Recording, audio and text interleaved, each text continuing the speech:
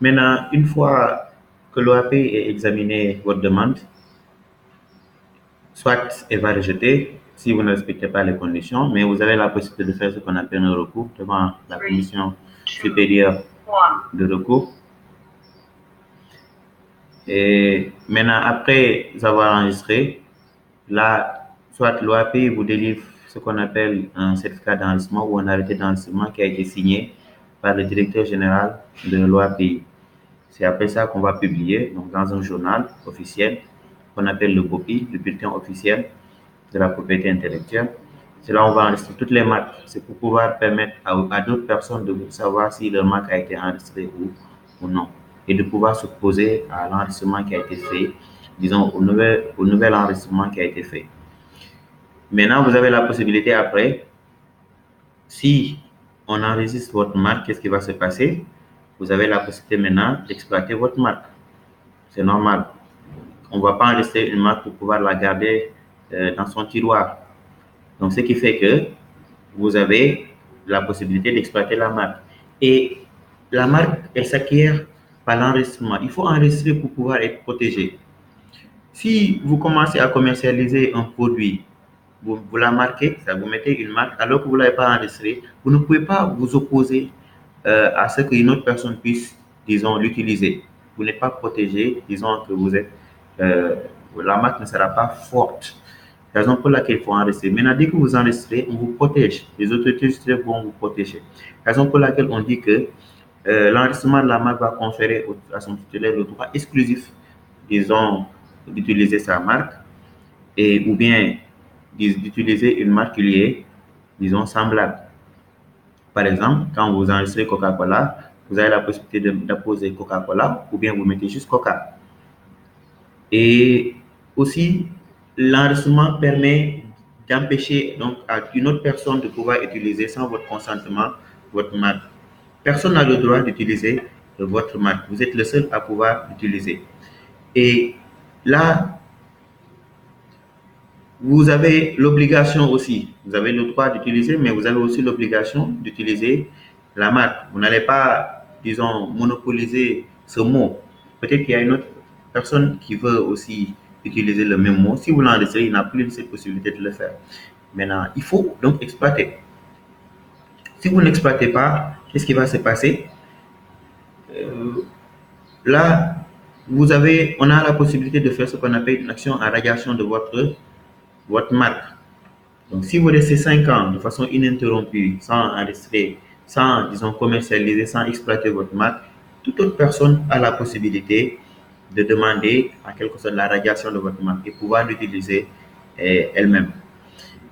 Et vous avez la possibilité d'invoquer aussi certains moyens. Certains moyens, c'est quoi? C'est que vous avez la possibilité, par exemple, d'invoquer des moyens, disons, des moyens qui, qui vous ont empêché de pouvoir l'exploiter. Par exemple, s'il y a eu une guerre pendant 5 ans dans votre pays et autres, là, vous pouvez, en quelque sorte, disons, développer ces moyens-là devant le juge afin d'éviter qu'on règle votre marque. Parce que si vous ne le faites pas, là, le tribunal peut ordonner la radiation totale de votre marque ou bien même la radiation partielle également de votre marque. Il y a aussi ce qu'on appelle la conclusion par tolérance, c'est quoi? C'est en quelque sorte, la, si vous n'exploitez pas votre marque et que vous vous rendez compte qu'il y a une personne à côté qui est en train aussi d'exploiter la même marque, mais vous ne dites rien. Si vous ne dites rien, vous ne l'avez pas attaqué en justice. Par exemple, si c'est pour une marque notoire, si la marque notoire, le titulaire d'une marque notoire voit qu'il y a une autre personne qui est en train d'utiliser sa même marque et qui ne réagit pas, il ne peut pas le faire. D'accord? Au bout de 5 ans. Il ne peut plus, s'il tolère en quelque sorte, disons, l'exploitation au bout de 5 ans, il ne peut plus l'attaquer en justice. Si c'est une marque qui est ordinaire, si le titulaire de la marque ne réagit pas au bout de 3 ans, il ne peut plus l'attaquer, à moins qu'on puisse démontrer ce qu'on appelle la mauvaise foi du déposant. Et la marque aussi permet, donc je disais que le titulaire aussi peut permettre l'exploitation à d'autres personnes. Ça signifie quoi? on a la possibilité de signer des contrats un peu concernant notre marque, la marque qu'on a enregistrée. Soit on a la possibilité de céder notre marque, de vendre. Si on n'a pas la possibilité, en quelque sorte, de l'exploiter nous-mêmes, parce qu'on n'a peut-être pas les moyens de produire, de faire de la production, là, on peut céder la marque à une autre personne. On va la vendre à une autre personne, ça ne pose pas de problème. Et là, si vous la vendez, il faut un contrat. Et ce contrat-là, il doit être également enregistré au niveau de l'OAPI, au niveau du registre de l'OAPI. Vous avez la possibilité de concéder ce qu'on appelle une licence, ce que vous entendez souvent, une licence. C'est le cas aujourd'hui de Coca-Cola. Vous savez, Coca-Cola se trouve disons, aux États-Unis. Mais vous voyez des produits Coca-Cola au Sénégal. C'est parce qu'on a concédé une licence à la Soboa, ici, pour pouvoir utiliser la marque Coca-Cola. Ce n'est pas le même produit, hein, parce que le produit de Coca-Cola des États-Unis n'est pas le même que celui du Sénégal. Mais vous allez voir qu'il y a la marque qui est là, qui est apposée, constituée ce qu'on appelle la marque Coca-Cola. Et vous allez payer une redevance, disons une rémunération, soit proportionnelle ou forfaitaire. Ça peut être par mois, ça peut être par trimestre, ça peut être par année, en quelque sorte en fonction du contrat qui a été, qui a été signé. Et en quelque sorte aussi, il faut dire que le, le, la licence qui peut être concédée peut être simple. C'est ça qui permet au titulaire d'une marque de concéder une licence à plusieurs personnes. Par exemple, au Sénégal, on peut concéder une licence à plusieurs personnes. Donc, ces personnes-là vont être en quelque sorte des concurrentes. Et vous-même, vous avez la possibilité d'utiliser la marque vous-même. Mais si vous concédez ce qu'on appelle une licence exclusive, là, quand même, quand vous le faites, là, vous ne pouvez même pas concurrencer ce tiers-là à qui vous avez concédé cette licence exclusive. Même aussi, vous ne pouvez plus concéder d'autres licences aussi. C'est pourquoi donc, il y a deux types, on va considérer qu'il y a deux types de licences. Une licence simple qui vous donne la possibilité d'exploiter vous-même et aussi d'autoriser l'exploitation à plusieurs personnes sur un même territoire.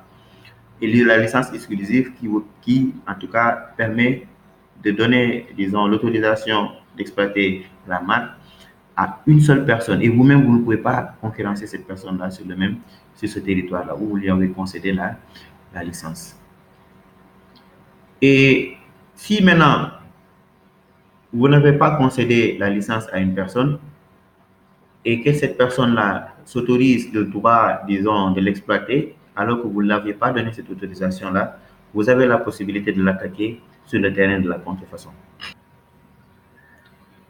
Vous avez la possibilité donc de l'attaquer sur le terrain de la contrefaçon. La contrefaçon, c'est quoi? C'est le fait d'utiliser la marque d'une personne sans son autorisation.